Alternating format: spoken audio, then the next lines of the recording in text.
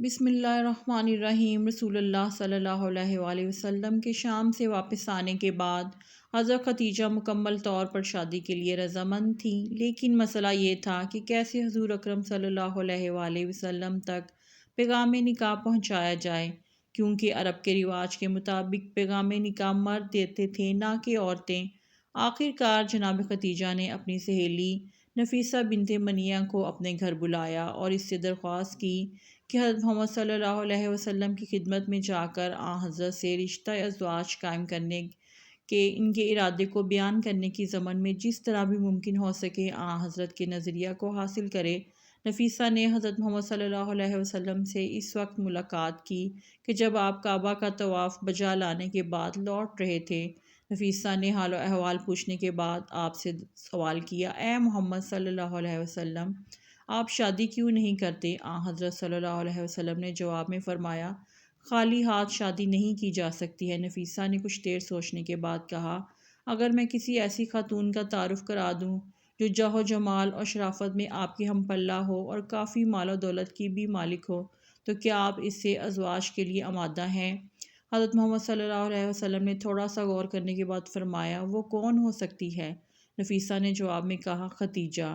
حضرت محمد صلی اللہ علیہ وسلم نے سوال کیا، کیا وہ شادی کریں گی؟ میں نے تو سنا ہے کہ وہ بہت سے لوگوں نے ان کی خواستگاری کی ہے اور انہوں نے اس سب کا انکار کیا ہے۔ اگر وہ راضی ہوں تو میں موافق اور راضی ہوں۔ نفیسہ فوراً جناب خدیجہ کے گھر پہنچی اور انہیں حضرت محمد صلی اللہ علیہ وسلم کی ان کے ساتھ شادی کرنے کی رضامندی کی خبر سنا دی۔ حضرت محمد صلی اللہ علیہ وسلم نے جناب خدیجہ کی آپ سے شادی کرنے کی رضامندی اور ان سے ازدواج کی اپنی دلچسپی اور رضامندی کے بارے میں اپنے چچا ابو طالب، عباس اور ابو لہب کو آگاہ کیا۔ ابو لہب نے کہا، میرے بھتیجے، ہمیں عربوں میں بدنام نہ کرنا، تم خدیجہ کے لائق نہیں ہو۔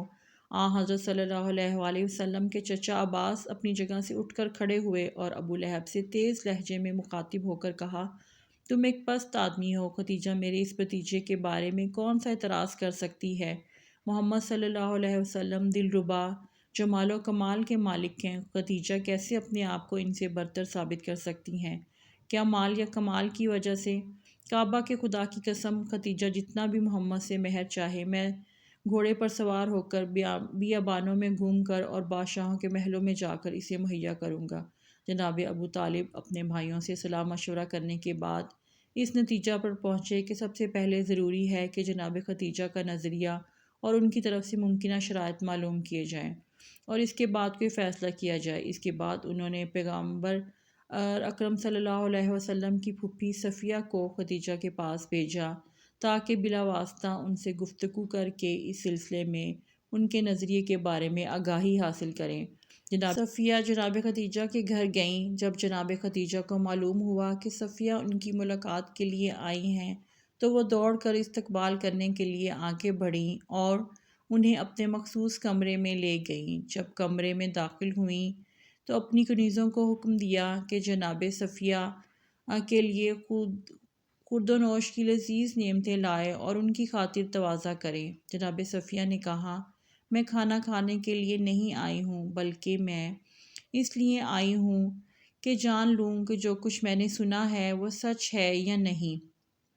جناب خدیجہ نے یہ پوچھے بغیر کہ آپ نے کیا سنا ہے اور دوسرے لوگ کیا کہتے ہیں، جواب میں کہا، جی ہاں، آپ نے صحیح سنا ہے۔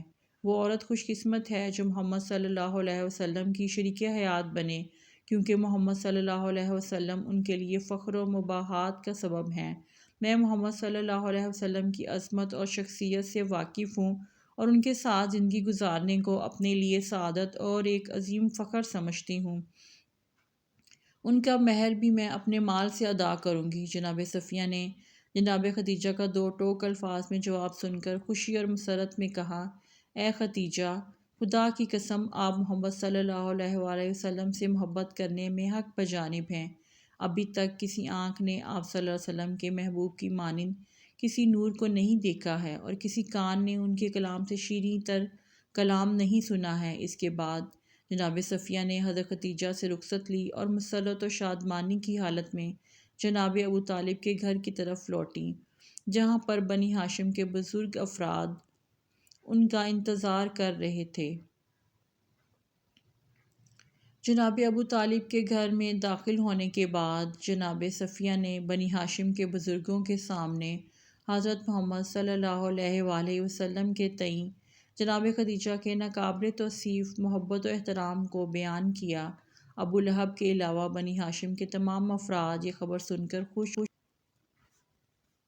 کیونکہ ابو لہب ہمیشہ حضرت محمد صلی اللہ علیہ وآلہ وسلم سے حسد رکھتا تھا۔ اس کے بعد حضرت صلی اللہ علیہ وآلہ وسلم کے چچا اور بنی ہاشم کے بزرگوں نے باضابطہ طور پر حضرت خدیجہ کے پاس درخواست گزاری کے لیے جانے کا فیصلہ کیا۔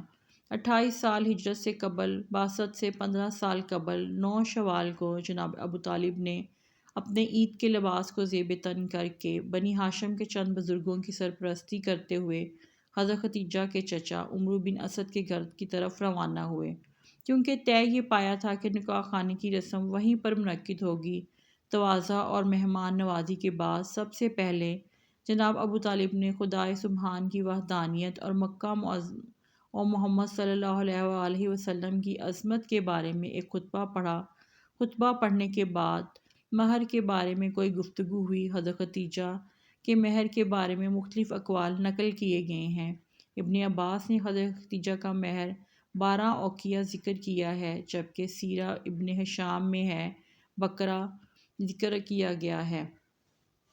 مہر دینے کا وقت آیا تو حضرت خدیجہ کھڑی ہوئیں اور اپنے چچا عمرو سے فرمانے لگی، ممکن ہے دوسرے مسائل میں آپ اختیار رکھتے ہوں، لیکن یہاں پر خود مجھے اختیار ہے۔ اس کے بعد کہا، اے محمد صلی اللہ علیہ وآلہ وسلم، میں نے اپنے آپ کو آپ کی بیوی قرار دیا اور مہر بھی میں نے اپنے ہی ذمہ لے لیا۔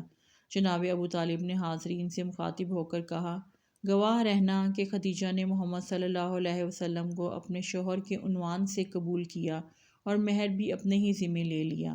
ابو جہل کھڑا ہوا اور غضبناک ہو کر حاضرین سے مخاطب ہو کر بولا، تعجب کی بات ہے کہ عورتیں مردوں کے مہر کو اپنے ذمہ لیتی ہیں۔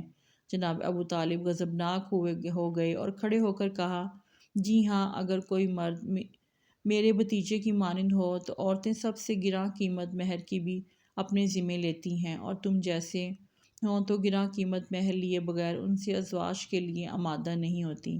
مہر معین ہونے کے بعد عقد و نکاح کے مراسم منعقد ہوئے اور جناب خدیجہ اس تاریخ کی بعد قانونی طور پر حضرت محمد صلی اللہ علیہ وآلہ وسلم کی شریک حیات بن گئیں۔ ناظرین گرامی، یہ یاد رہے کہ آپ صلی اللہ علیہ وآلہ وسلم ملت ابراہیمی پر قائم تھے اور حضرت خدیجہ رضی اللہ تعالیٰ عنہ کی راستی اور طہارت بھی مسلم تھی۔ نیز ورقہ بن نوفل کی تعلیمات کی روشنی میں وہ آپ صلی اللہ علیہ وآلہ وسلم کو نبی آخر الزماں ہی سمجھ کر نکاح کر رہی تھیں، اس لیے یہ نکاح دین حنیف یعنی کہ ملت ابراہیمی پر منعقد ہوا تھا۔ عقد کی تقریب ختم ہونے کے بعد تمام مہمان اٹھ کر اپنے گھروں کو چلے گئے۔ رسول اللہ صلی اللہ علیہ وآلہ وسلم بھی اپنے چچا ابو طالب کے ساتھ گھر جانے کے لیے کھڑے ہوئے۔ جناب خدیجہ چونکہ جانتی تھیں کہ حضرت محمد صلی اللہ علیہ وآلہ وسلم کا اپنا کوئی گھر نہیں ہے، اس لیے حضرت صلی اللہ علیہ وآلہ وسلم کی طرف مخاطب ہو کر کہا، اپنے گھر کی طرف آئیے کہ میرا گھر آپ کا گھر ہے اور میں بھی آپ کی کنیز ہوں۔ اس کے بعد حضرت صلی اللہ علیہ وآلہ وسلم سے مخاطب ہو کر کہا، اے محمد صلی اللہ علیہ وآلہ وسلم، اپنے چچا ابو طالب سے کہہ دیجئے کہ 10 اونٹ ذبح کریں اور لوگوں کو دعوت کر کے کھانا کھلائیں۔ جناب ابو طالب نے 10 اونٹ نحر کیے اور مکہ کے لوگوں کو کھانا کھلایا۔ اس طرح ولیمہ کے ذریعے حضرت محمد صلی اللہ علیہ وآلہ وسلم کی عقد و شادی کی تقریب اختتام کو پہنچی۔